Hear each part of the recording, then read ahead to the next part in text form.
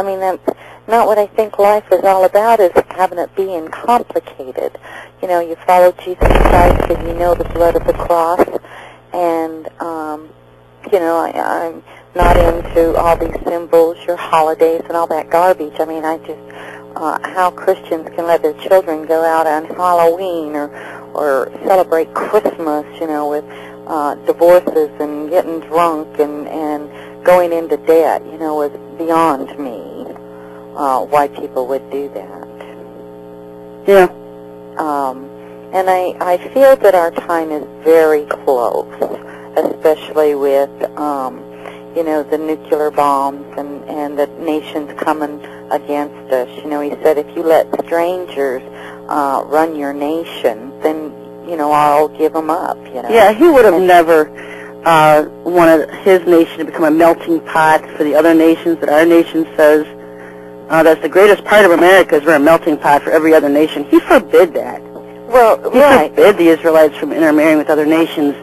Well, we're supposed to, you know, we're supposed to, you know, I mean, my people, my mom, father, he came from Greece, but he learned the language, and he wanted to be an American. Right. You know, and I'm so thankful that those people aren't here. I mean, it would break his heart to see what we've become. Yeah. But we have allowed it. We allowed it. Yeah, we allowed other nations to bring in strange idols into our land. Yes. And then we protected their worship of these idols. I've noticed how a lot of people are dumbfounded by the Supreme Court's decision on the Ten Commandments. Yeah. And it's like I say to them, you know, I mean, I'm not for them being up all over. I mean, you know, but they couldn't understand how they could be in Texas and not in Kentucky. And I told them, I said, well, the reason why is because the one in Texas was given by the Masons, and the ones in Kansas City was just on, you know, a sheet of paper. And that's all they were. They were just written on a sheet of paper. Mm. And the ones that was given, you know, by the Masonic, you know, by the Masons, they allowed them to keep it. So, you know, there's just, you know, I mean, we're gone crazy.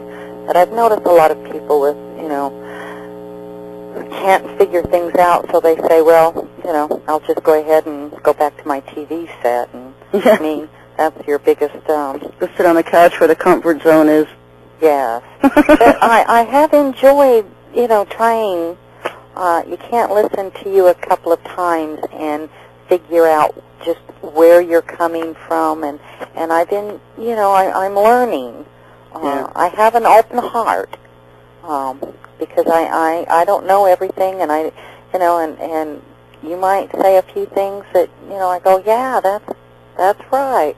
But I have been talking about aliens, oh, geez, to my family, and they thought I was crazy. But I started that back in the early 80s. And you're ahead of me. Here we are. You're here. So I want to say thank you, and God bless you for being out there, because you have put, you know, you're out there putting your reputation and you know, knowledge out there to people, and you take the hits when people think you're crazy, and I appreciate your job that you're doing, and I'd like you to know that. No, well, and I'll pay attention and try to catch up to you. Yeah, I don't always make sense to a lot of people, but just keep listening, because I repeat the same stuff over and over and over again. Yeah, well, that's good. And I'll learn a little bit more about this Bible code and stuff. I was hoping that God didn't want it too complicated for me, because I'm a very simple person. Well, that's why he doesn't call everybody in all the same areas. So, but I have 19 websites, and you can go to SherryShriner.com and look at all of them on the left-hand side, and just various stuff. Everything that he's ever told me or led me into, I put out there for people to learn. Okay. And so, you know, I usually make it pretty clear if it's something my own thoughts or something he's told me. I make the distinctions, especially if something's just my own thoughts, because most of the time if I'm just, you know, I don't know what's going on, it's my own thoughts.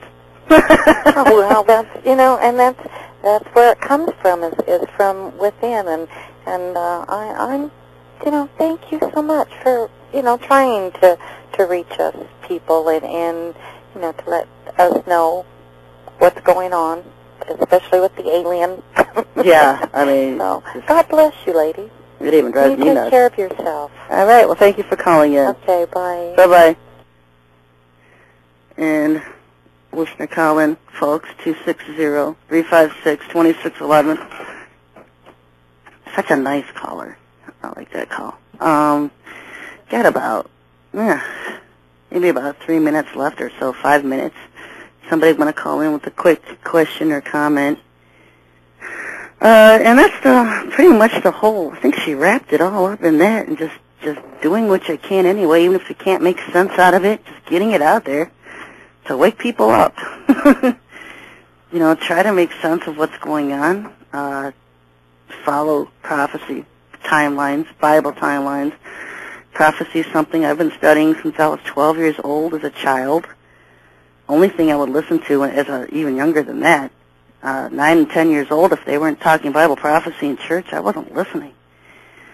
Grew up in the church, grew up Baptist, just sole interest all my life was Bible prophecy.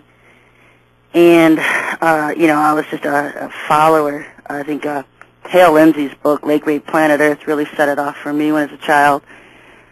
And, I'd studied all the Lindsey books and the Jack Van Impe's and of course, all the writers I shun now. And, that's where I started. And sometimes where you start is a stepping stone, and then the Lord will lead you into other areas and towards other people and use those stepping stones as learning experiences, basically. So you never know what you're into until the Lord, takes you out of it and then reveals what you were into or whatever, and a lot of things are just learning experiences. And I got a solid foundation in Bible prophecy from the Baptist denomination, and then I was in the Pentecostal denomination for a short time, not too long.